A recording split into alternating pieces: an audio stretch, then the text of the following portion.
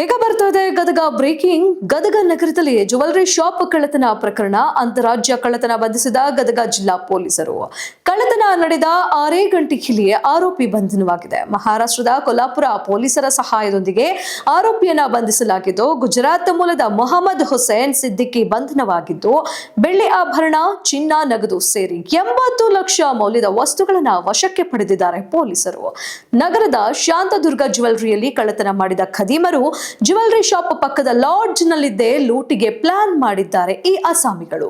ಚಿನ್ನದ ಅಂಗಡಿ ಮೇಲ್ಭಾಗದ ಕಬ್ಬಿಣದ ಗ್ರಿಲ್ ಕಟ್ ಮಾಡಿ ಎಂಟ್ರಿ ಆಗಿ ಲೂಟಿ ಮಾಡಿದ್ದು, ಚಿನ್ನದ ಅಂಗಡಿ ಲೂಟಿ ಬಳಿಕ ಬಸ್ ಮೂಲಕ ಪ್ರಯಾಣವನ್ನ ನಡೆಸಿದ್ದಾರೆ ಈ ಖದೀಮರು. ಗದಗ ನಗರದ ಹೊಸ ಬಸ್ ನಿಲ್ದಾಣದಿಂದ ಮಹಾರಾಷ್ಟ್ರಕ್ಕೆ ಪ್ರಯಾಣ ನಡೆಸಿದ್ದು, ಬಸ್ ನಿಲ್ದಾಣದ ನಂದಿನಿ ಪಾರ್ಲರ್ನಲ್ಲಿ ಹಾಲು ಕುಡಿದು ಬಸ್ ಏರಿದ ಕಿಲಾಡಿ ಕಳ್ಳರು ಸಾರಿಗೆ ಬಸ್ನಲ್ಲಿ ಕಳ್ಳತನ ತಗೊಂಡು ಸ್ಟೋರಿನ ಅದನ್ನು ಹಿಡಿತಾ ಇದ್ವಿ.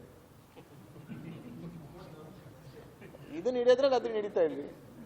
ವಡ್ಗಾವ್ ಅಲ್ಲಿ ಒಂದು ನಾಕ ಇದೆ, ಟೋಲಿ ಕಿನಿ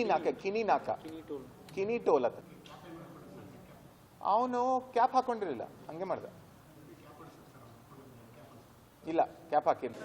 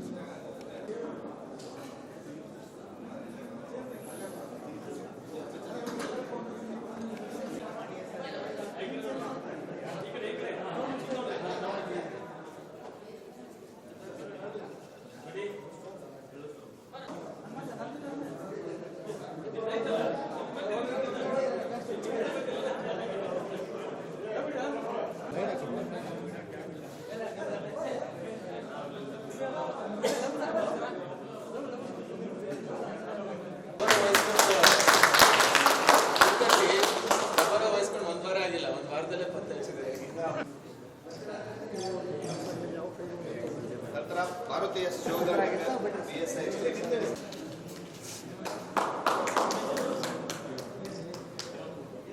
ನಾಗೇಂದ್ರಗಢ HC 414